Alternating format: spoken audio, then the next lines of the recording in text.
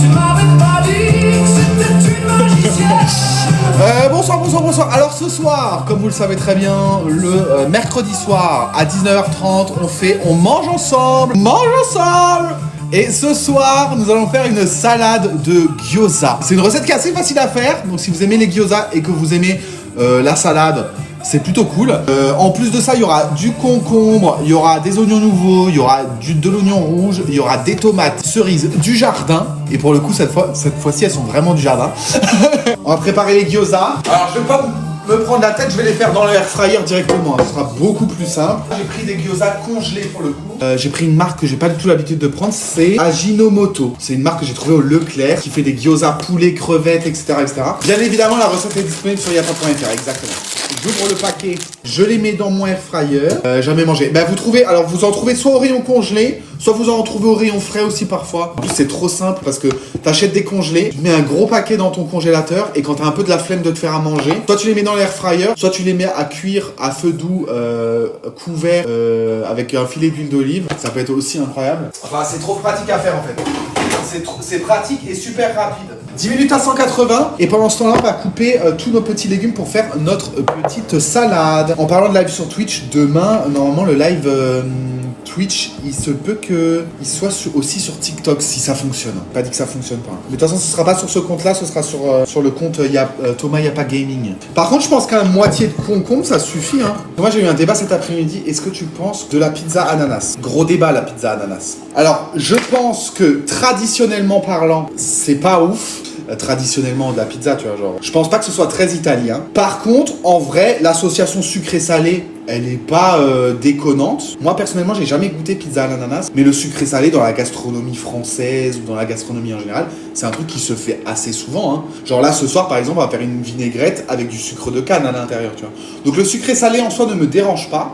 Pour les Italiens, je comprends que de mettre de l'ananas sur une pizza, ça les choque. Puisque, on va dire que pour nous, c'est un peu pareil, hein, si on mettait, je sais pas moi, si on mettait n'importe quoi sur ma tarte flambée alsacienne, je râlerais aussi, tu vois. Enfin, râlerais gentil, hein.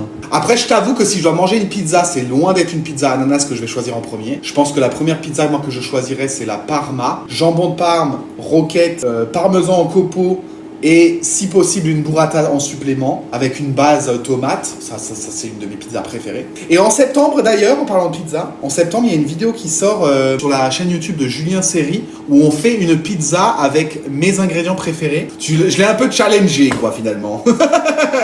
Et le résultat était pas mal du tout hein. Et la vidéo sort en septembre je crois. Il faut qu'on se coupe notre oignon rouge. Hop. Elle a dit non. Ce que je vais faire c'est que je vais mettre les tomates aussi. Donc là, je coupe mes petites tomates pour les ajouter à ma petite salade. Moi, je dis toujours, t'entends parler des gens pas qui te ressemblent, mais t'entends parler des gens où le contenu, il colle avec ton contenu, tu vois. Enfin, avec ce que tu consommes. Par exemple, si vous tombez sur mon live par hasard, ce qui peut arriver, là, il y a des gens qui tombent sur mon live par hasard. C'est en général, c'est parce que l'algorithme, il sait que ça va vous plaire. Parce que je suis drôle, charismatique...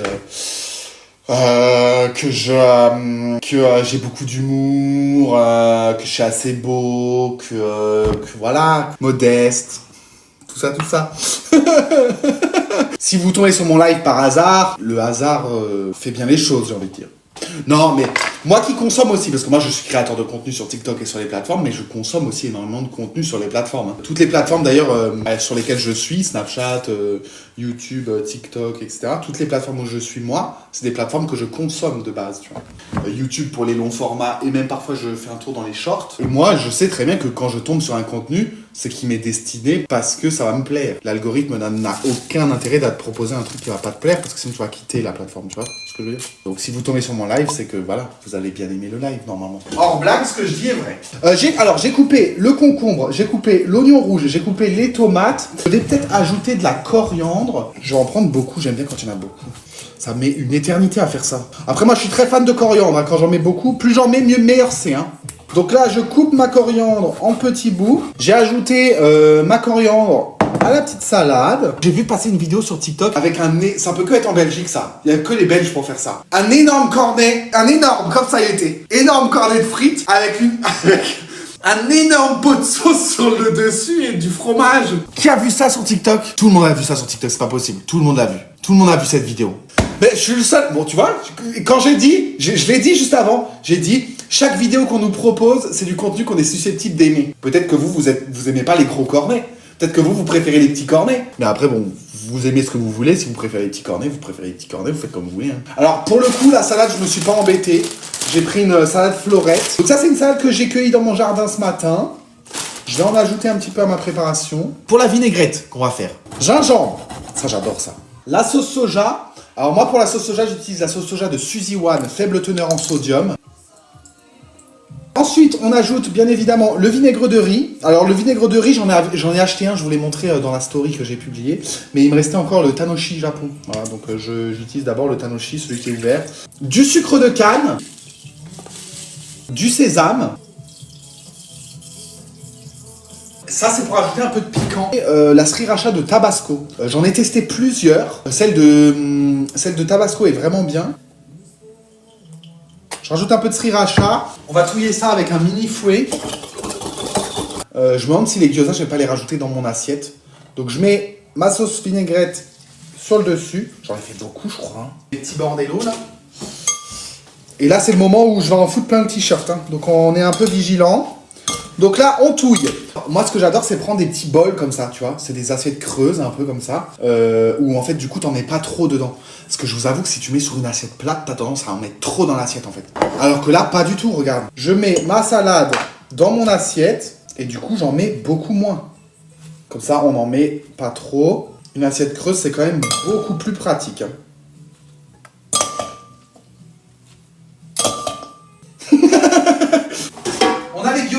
Regardez comment ils sont beaux. Ils sont beaux de ouf. Ils sont pas mal, hein. Pas mal, là. Regardez, il est bien dans l'assiette, là. Je viens prendre un oignon nouveau. Je mets sur le dessus pour que ce soit joli. Je rajoute un petit peu de sésame pour la déco. Un plat prêt en 10 minutes. J'ai commencé le live à 19h30, il est 20h30. 10 minutes. J'ai l'impression que ça a été zoomé. Non, on dirait pas que c'est zoomé, le bordel, là. Oh. Regardez, c'est ma fille. Oh, ma fille d'amour. Elle est là-haut. Parce que du coup, comme je fais les lives dans la cuisine, en fait, elle peut voir de là-haut. Elle voit directement dans la cuisine.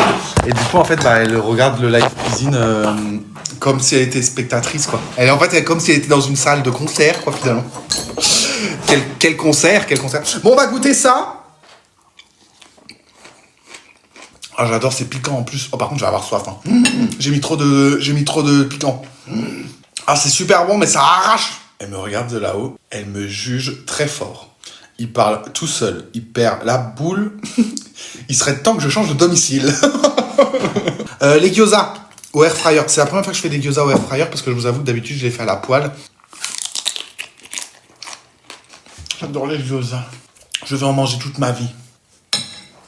J'ai eu peur.